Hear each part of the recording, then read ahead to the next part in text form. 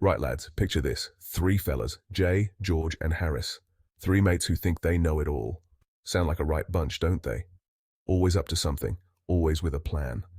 They're joined by Montmorency, the dog. Not just any dog, mind you, but a dog with a personality as big as theirs. Now these lads, they fancy themselves as a bit adventurous. Always looking for the next big thing, the next thrill. So what do? Decide to take a boating trip down the River Thames, no less. A grand idea, right? They pack up their things.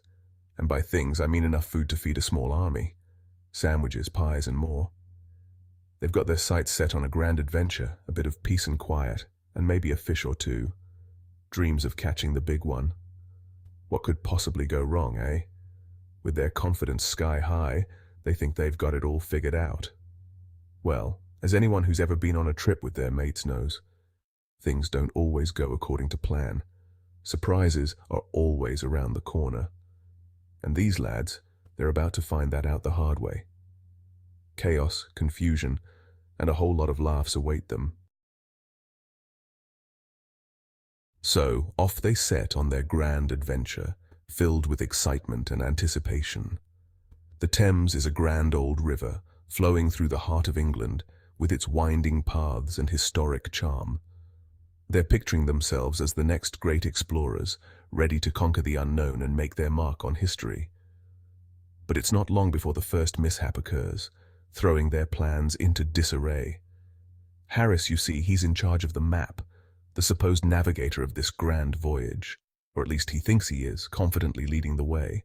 Turns out he's been studying the wrong side of the river the whole time, completely oblivious to his mistake. They end up miles off course, drifting aimlessly and wondering where they went wrong. But sure, it's all part of the adventure, isn't it?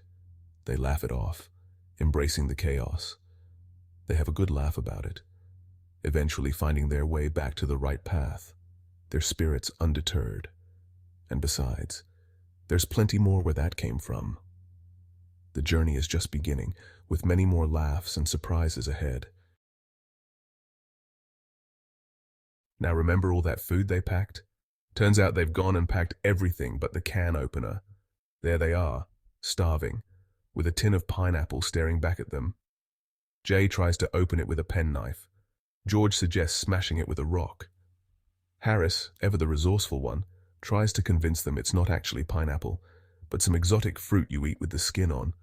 It's enough to make a fella weep. But somehow they survive.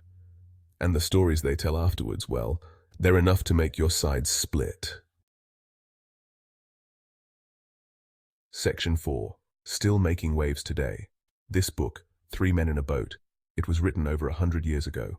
Can you believe it? A century has passed, yet its charm remains undiminished. But you know what? It's still as funny today as it was back then. The humor is timeless, transcending generations. And why is that, you ask? What makes it so enduringly hilarious? Because it's a story about friendship, about adventure, and about all the little disasters that make life so darn entertaining. It's relatable in every era. We've all been there, haven't we? Those moments of shared laughter and unexpected chaos. Stuck on a trip with our mates, things going hilariously wrong. It's a universal experience. It's a reminder that sometimes the best laid plans go out the window, and that's perfectly okay. And when they do, all you can do is laugh.